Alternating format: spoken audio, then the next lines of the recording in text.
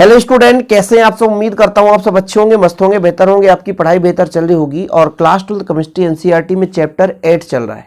Chapter 8 में दो दो अंक के प्रश्न पूछे जाते हैं, जिसमें आज का पहला प्रश्न है। बिना टाइम लॉस किए देखते हैं पहला क्वेश्चन बच्चों।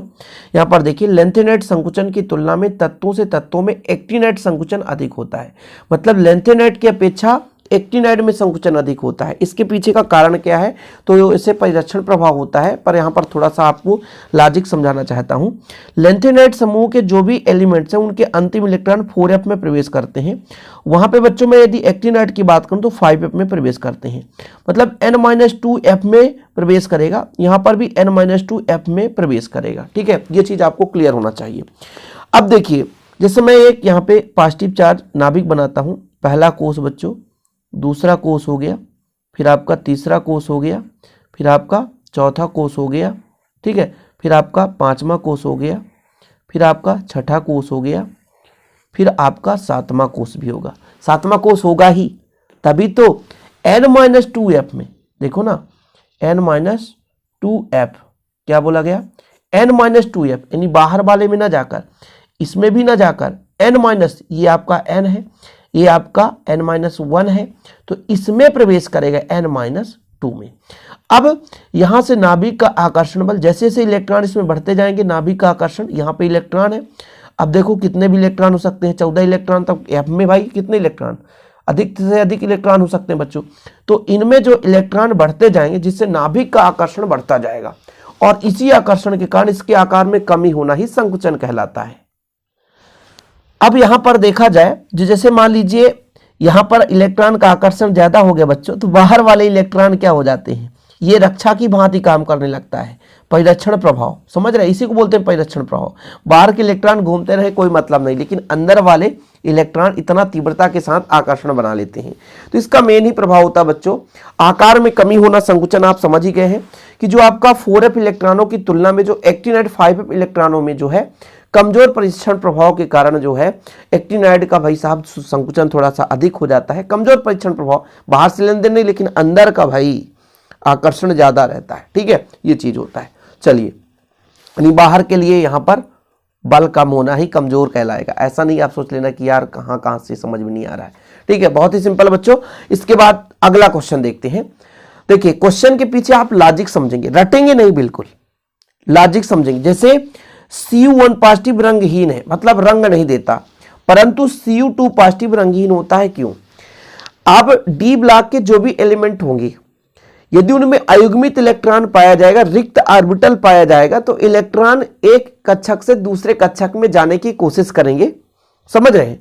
और भाई साहब, जब एक कक्षक से दूसरे कक्षक में जाते हैं तो एनर्जी लेते हैं, ऊर्जा लेते हैं। ठीक, और वही ऊर्जा जब उत्सर्जित करते हैं तो हमें रंग दिखाई देता है। बहुत ही सिंपल। और जब एक कक्षक से दूसरे कक्षक में जाते हैं तो यह कहलाता है डी संक्रमण। मतलब जैसे मैं आपको थोड़ा समझाना चाहता हूं, मान लीजिए डी में कितने ऑर्बिटल्स हैं, मान के चलता हूं 5 ऑर्बिटल्स होते ही हैं, ये 5 हो गए। इसमें बच्चों मैं कह दिया 3 ये निम्न ऊर्जा स्तर वाले हैं और ये 2 उच्च ऊर्जा स्तर वाले।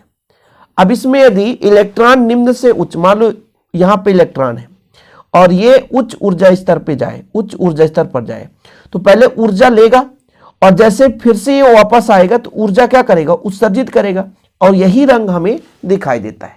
कुछ अलग से कुछ नहीं है भाई, बहुत ही सिंपल है कि जब इलेक्ट्रॉन निम्न ऊर्जा स्तर से उच्च ऊर्जा स्तर पर जाता है तो ऊर्जा लेता है, मतलब एक कक्षक से दूसरे कक्षक में जाएगा तो ऊर्जा लेगा, और फिर वो जब निम्न ऊर्जा स्तर पर आएगा तो ऊर्जा को क्या करेगा, देगा। सिंपल है, ये चीज तो आपको क्लियर है, जिससे हमें रंगीन दिखाई देगा। लेकिन यदि इनमें पूर्णतः इलेक्ट्रॉन भरे हैं तो फिर तो कहीं आने जाने की बात ही नहीं है भाई।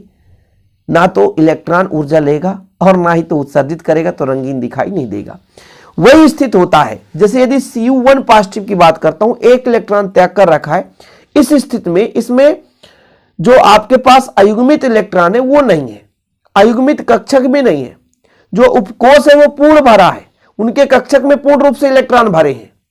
लेकिन बच्चों यदि बात करें Cu2 पॉजिटिव में, तो यहां से इलेक्ट्रॉन की कमी हो गई, तो अयुग्मित डी कक्षक बन गए, और इसी कारण से इसमें डी संक्रमण हो जाता है और वह रंगीन दिखाई देने लगता है। कितना सिंपल है। कि भाई यदि डी उपकोष की बात करूं तो डी उपकोष में कितने कक्षक हैं? 5 कक्षक हैं, सबको पता है। डी उपकोष में 5 कक्षक हैं। यदि उसमें 10 इलेक्ट्रॉन भरे हैं तो पूर्ण रूप से भरे हैं तो वो संक्रमण होगा ही नहीं, एक इलेक्ट्रॉन दूसरे कक्षक में जाने की कोशिश ही नहीं करेगा। लेकिन यदि, थोड़ा समझे, यदि उसमें अयुग्मित है, इलेक्ट्रॉन की कमी है, तो कहीं ना कहीं डी कक्षक के इलेक्ट्रॉन ट्रांसफर होने की कोशिश कर सकते हैं, एक स्थान से दूसरे स्थान जाने, मतलब एक स्थान से दूसरे स्थान तक, मतलब एक कक्षक से दूसरे कक्षक तक जाने की कोशिश करेंगे, जिसके कारण डी संक्रमण होता है। भाई 1 पॉजिटिव कॉपर 1 पॉजिटिव का मतलब 1 इलेक्ट्रॉन दिया है, 2 पॉजिटिव मतलब 2 इलेक्ट्रॉन दे दिया, तो एक अयुग्मित हो गया, जिस कारण डी संक्रमण होना संभव हो गया, जिससे वो रंगीन दिखाई देता है। बस सिंपल यही चीज है। देखो बहुत सारे क्वेश्चन इससे आधारित होंगे, डीडी संक्रमण से। जितने भी रंगीन आयन से क्वेश्चन आते हैं वो पूरे डीडी संक्रमण पर आधारित होते हैं। जैसे देखो +3 अवस्था में Mn2 पॉजिटिव यौगिक Fe2 पॉजिटिव से ऑक्सीकरण में अधिक स्थायी है, क्यों? इसको आपको समझाना है। तो सबसे पहले क्वेश्चन को समझिएगा, इसके बाद आंसर तो छपा है, कुछ लोग सोचेंगे आंसर लिख लेते हैं, रट लोगे ना, कुछ काम का नहीं है। पहले आप क्वेश्चन को समझो, इन चीजों को समझ लेते हो तो बहुत आसानी से। देखो +3 अवस्था में Mn2 पॉजिटिव यौगिक Fe3 पॉजिटिव से ऑक्सीकरण में अधिक स्थायी है, मतलब ये +3 अवस्था में बदलने के लिए ये हमारा स्थायी है, ये जबकि कम स्थायी है, मतलब ये आसानी से नहीं बन पाता। समझ रहे हैं? उसके लिए हम समझते हैं कारण क्या है। सबसे पहले मैं बात करता हूं Mn की। मैग्नीज, इसका परमाणु क्रमांक है बच्चों कितना? 25। आयरन इसका है 26। जब ये +2 अवस्था में हो जाएगा, सॉरी ये Mn है, +2 अवस्था में हो जाएगा तो इसके पास इलेक्ट्रॉन बचेंगे 23। जब Fe2 पॉजिटिव अवस्था में हो जाएगा तो इसके पास इलेक्ट्रॉन बचेंगे 24। क्लियर है? कोई दिक्कत तो नहीं है? समझ में आया? ये हमारा Mn है, ठीक है, अच्छे से नहीं दिख रहा है, फिर से एक बार ट्राई कर लेते हैं। Mn है, परमाणु क्रमांक कितना? 25। जब 2 इलेक्ट्रॉन दे दिया, 2 पॉजिटिव है तो 23। हमारा Mn है, इसके पास Fe है, इसके पास इलेक्ट्रॉन कितने? 26। जब ये 2 पॉजिटिव कर दिया बच्चों तो इलेक्ट्रॉन कितने बचे? 24। यहां तक तो क्लियर है ना? ठीक है। इनका इलेक्ट्रॉनिक विन्यास देखा जाए, इनका इलेक्ट्रॉनिक विन्यास तो आर्गन का आपका 18 होता है, तो 18 छोड़ दो, ठीक है। इसके बाद कितना बचा आपके पास? 5, तो डी में आपका 5 हो जाएगा। तो कौन से डी में पहुंचेगा? 3D में पहुंचेगा। तो 3D में 5 इलेक्ट्रॉन, और जो आपका 4s है, 4s में 0 इलेक्ट्रॉन, क्योंकि उसका निकल चुका है 2 पॉजिटिव के रूप में। इसके बाद यहां पर यदि हम देखें, यहां पर देखें बच्चों, यहां पर देखें, देखिएगा तो ये जो है बच्चों आर्गन है, आर्गन है, ठीक है, आर्गन है, आर्गन का 18 है, छोड़ दो, 4s में 0 और 3D में 6 इलेक्ट्रॉन। अब देखो जब डी कक्षक की बात करते हैं तो इसमें सभी में एक एक इलेक्ट्रॉन है, तो ये स्थायी है, इसलिए आसानी से इलेक्ट्रॉन देने की कोशिश नहीं करता है। इसलिए भाई साहब कहा गया है कि ये जो Mn2 पॉजिटिव यौगिक है इसकी अपेक्षा अधिक स्थायी है। क्यों? क्योंकि इसके डी कक्षक में एक एक इलेक्ट्रॉन है, स्थायी अवस्था में है, क्योंकि कोई भी कक्षक या तो अर्धपूर्ण हो, जैसे डी उपकोष है, डी उपकोष की बात करें, या तो अर्धपूर्ण हो या तो पूर्ण इलेक्ट्रॉन भरा हो। इसमें अर्धपूर्ण मतलब एक एक इलेक्ट्रॉन भरे हैं, सही है, देख सकते हो एक एक इलेक्ट्रॉन भरे हैं, या तो अर्धपूर्ण हो या तो पूर्ण भरे हो, दो तो अधिक स्थायी है। जबकि ये स्थायित्व को प्राप्त करने के लिए एक इलेक्ट्रॉन आसानी से दे सकता है। जब Fe3 पॉजिटिव होगा तब इसमें बचेगा 5 इलेक्ट्रॉन, 3D 5, क्योंकि एक इलेक्ट्रॉन और दे देगा। उस स्थिति में बच्चों सब में एक एक इलेक्ट्रॉन भरेंगे तो ये अधिक स्थायी हो जाएगा।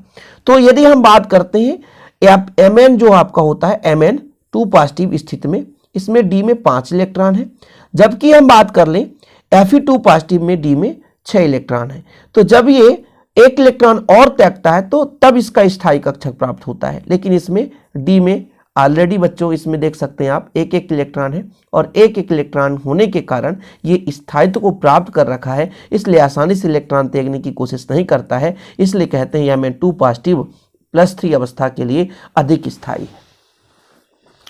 देख लो जरा, स्थायी इलेक्ट्रॉनिक विन्यास 4s0 3d5 ये बताया गया होता है। एवं यह सरलता से Mn3 पॉजिटिव में परिवर्तित नहीं होता। क्यों नहीं होता? क्योंकि भाई साहब जब D में 5 इलेक्ट्रॉन है तो अर्धपूर्ण कक्षक है, यानी इसमें एक एक इलेक्ट्रॉन सभी में है। जब एक एक इलेक्ट्रॉन सभी में है तो ये क्या दर्शाता है? स्थायी अवस्था में, इसलिए आसानी से इलेक्ट्रॉन देने की कोशिश नहीं करता। वहीं पे यदि हम बात कर लें Mn के अलावा Fe2 पॉजिटिव में, तो इसमें जो इलेक्ट्रॉन है +3 अवस्था में जब जाता है तब इसमें कितना इलेक्ट्रॉन हो जाता है? 3d5 हो जाता है। ठीक है, तब ये अधिक स्थायी विन्यास होता है। इस कारण से +3 अवस्था में हमारा Mn2 पॉजिटिव है, ये अधिक स्थायी है बच्चों। यहाँ पर Fe2 पॉजिटिव थोड़ा सा कम स्थायी होता है। चीजें क्लियर है? कोई दिक्कत तो नहीं है? यहां तक डाउट क्लियर? तीसरा क्वेश्चन भी आपको समझ में आ गया होगा। चलिए अगले प्रश्न पर चलते हैं। ऐसे ही प्रश्न तैयार करना है। अंतराकाशी यौगिक क्या है? संक्रमण धातुओं के ऐसे यौगिक क्यों ज्ञात है? देखो अंतराकाशी यौगिक कहलाता क्या है बच्चों, कि जब मान लीजिए कोई भी आपका एक परमाणु किसी यौगिक के बीच यानी रिक्त स्थान पर जाकर के जमा हो जाता है अंतराकाशी स्थान पर, तो एक नए यौगिक का निर्माण होता है जिसे अंतराकाशी यौगिक भी कहते हैं। तो इसको थोड़ा सा आंसर समझिएगा, जो मैं समझा रहा हूं वही चीज यहां पर बोलेगा कि अधिकांश संक्रमण तत्व उच्च ताप पर अधात्मिक तत्व जैसे हाइड्रोजन हो गया, और मान लीजिए हाइड्रोजन हमारा धातु या धातु गैस है तो इसे हम धातु ही बदलते हैं। हाइड्रोजन को धात्विक तत्वों के साथ रखा गया है तो ये इसका मतलब ये नहीं कि बिल्कुल ये धातु ही है। ठीक है, बोरान हो गया, कार्बन, निकिल, सिलिकॉन आदि के साथ अंतराकाशी यौगिक बनाते हैं। संक्रमण धातु के क्रिस्टल जालक के अंतराकाशी रिक्तियों में ये अधात्मिक तत्वों के छोटे परमाणु ठीक ठीक से फिट हो जाते हैं, अतः ये अंतराकाशी यौगिक बनाते हैं। मतलब कहने का मतलब क्या हुआ, जैसे कार्बन का चट्टान है, समझ रहे हो, कार्बन के छोटे छोटे कण भी हो सकते हैं कि नहीं? कण है। मान लीजिए कोई भी हमारे पास संक्रमण तत्व है, संक्रमण धातु है जिसे बोलते हैं, उनका क्रिस्टल है, क्रिस्टल के बीच में रिक्त स्थान है, छोटे से रिक्त स्थान, उसमें कार्बन का जाकर परमाणु घुस गया और सिंपल सा अंतराकाशी यौगिक बना लेता है। बहुत ही सिंपल, इस प्रश्न को ज्यादा आपको फोकस ही नहीं करना, बहुत सिंपल तरीके से याद कर सकते हैं कि भाई साहब जो अधात्मिक तत्व होते हैं इनके आकार बहुत छोटे होते हैं, और जो हमारा ये धातु परमाणु है अर्थात संक्रमण धातुएं हैं, इनके क्रिस्टल के बीच में रिक्त स्थान होता है। इन रिक्त स्थानों में अधातु परमाणु जाकर के ठीक तरह से फिट हो जाते हैं, जिससे अंतराकाशी यौगिक का निर्माण हो जाता है। इसके बाद अगला क्वेश्चन जो बनता है, मिश्र धातु किसे कहते हैं? क्वेश्चन यदि बना कि मिश्र धातु किसे कहते हैं बच्चों, तो मिश्र धातु किसे कहेंगे? जब दो या दो धातु आपस में मिला करके, है ना, दो धातु होंगे या तो धातुओं के साथ अधातुओं का आपस में मिलाकर हम एक नए धातु का निर्माण कर देते हैं, तो वो जो बनने वाला धातु होता है मिश्र धातु होता है, क्योंकि एक ही पदार्थ से मिलकर बना नहीं होता। तो जब दो या दो से अधिक धातुओं को या धातु को अधातु से मिलाकर के एक समांगी पदार्थ बना दिया जाता है तो मिश्र धातु का निर्माण होता है। इसमें बताया गया कुछ ऐसे मिश्र धातु का आप एग्जाम्पल दीजिए जो कि कहीं ना कहीं लेंथेनाइट से बना हुआ है। तो ऐसे कई सारे मिश्र धातु होते हैं बच्चों जो कि लेंथेनाइट से बने होते हैं, जिसमें 95% लेंथेनाइट समूह का तत्व रहता है, 5% आयरन के साथ मिला करके, और कुछ मात्रा में जैसे आपका सल्फर हो गया, कार्बन हो गया, कैल्शियम हो गया, एल्यूमिनियम, इनकी भी परसेंटेज मिला दी जाती है तो मिश्र धातु का निर्माण हो जाता है। इनका यदि उपयोग हम देखें तो गोली के आवरण एवं लाइटर में उपयोग किया जाता है। आवरण का मतलब जहां चिंगारी हो सके आसानी से बच्चों, जैसे ही गोली में पिस्टन का धक्का बजता है तो आसानी से चिंगारी उत्पन्न होती है और गोली जो है जलने लगता है। जिस वेग से उसका जो ईंधन है पीछे की ओर आएगा, गोली उसी वेग से आगे की ओर जाएगा। न्यूटन का थर्ड नियम, थर्ड लॉ आपको पता होगा, प्रत्येक क्रिया के बराबर विपरीत प्रतिक्रिया होती है।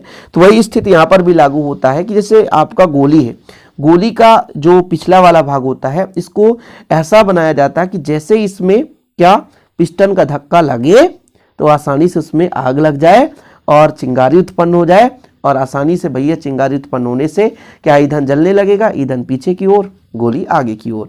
तो इन्हीं का उपयोग किया जाता है जो हमारे लेंथेनाइट के मिश्र धातु होते हैं, जिसमें लेंथेनाइट लगभग 95 अत्यंत क्रियाशील, 5% आयरन, कुछ मात्रा में सल्फर, कार्बन, कैल्शियम, एल्यूमिनियम आदि का भी मिश्रण मिला दिया जाता है।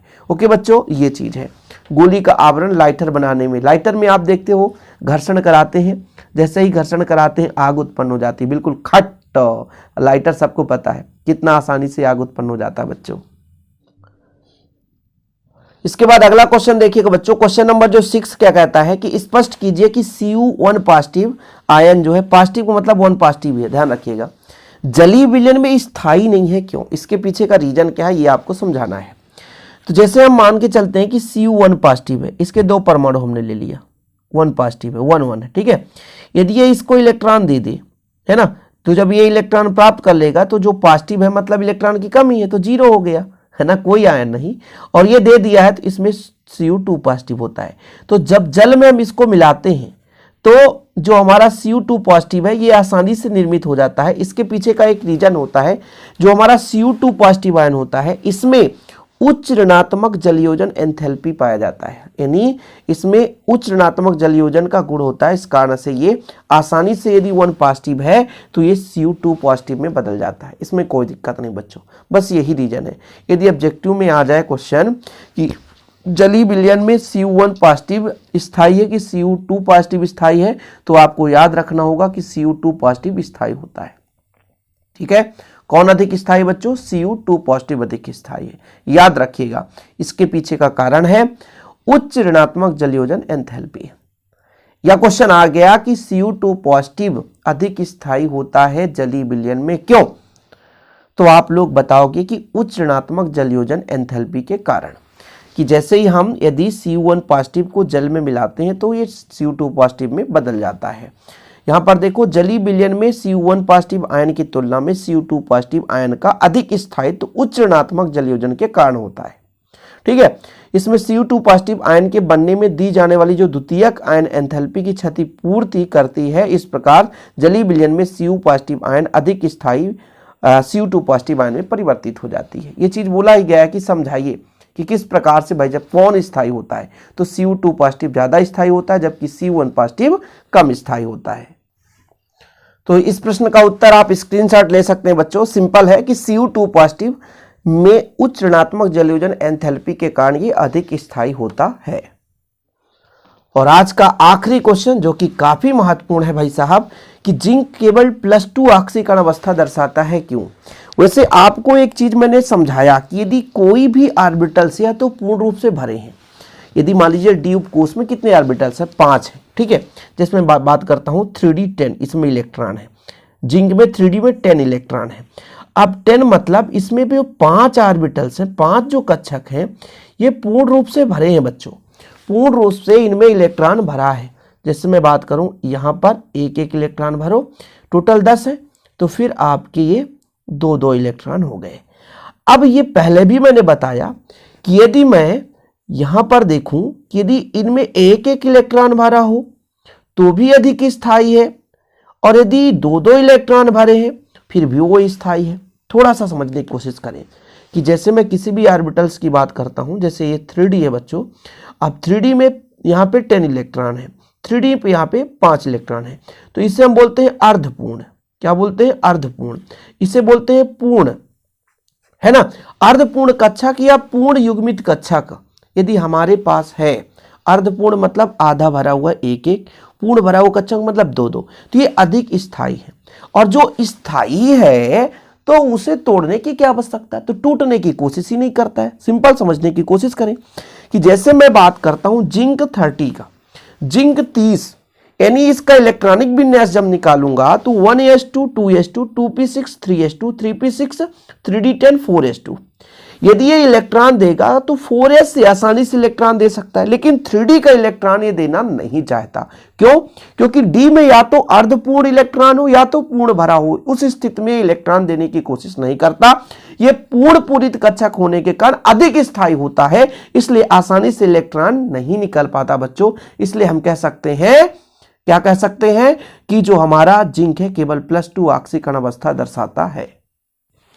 तो ऐसे क्वेश्चन यदि आ जाए तो बहुत ही सिंपल तरीके से याद रखिएगा भाई साहब कि कभी भी यदि अर्धपूर्ण है तो वो इलेक्ट्रॉन देने की कोशिश ही नहीं करेगा, या तो पूर्ण भरा है तो इलेक्ट्रॉन देने की कोशिश नहीं करता। इसमें पूरा थोड़ा सा आप समझें कि ऑक्सीकरण अवस्था Zn2 पॉजिटिव में 4s में से 2 इलेक्ट्रॉन निकल जाते हैं। जब 2 पॉजिटिव अवस्था होता है, 2 पॉजिटिव का मतलब 2 इलेक्ट्रॉन किसी को दे दिया है, तो यहां से जो है 2 इलेक्ट्रॉन निकल गए हैं।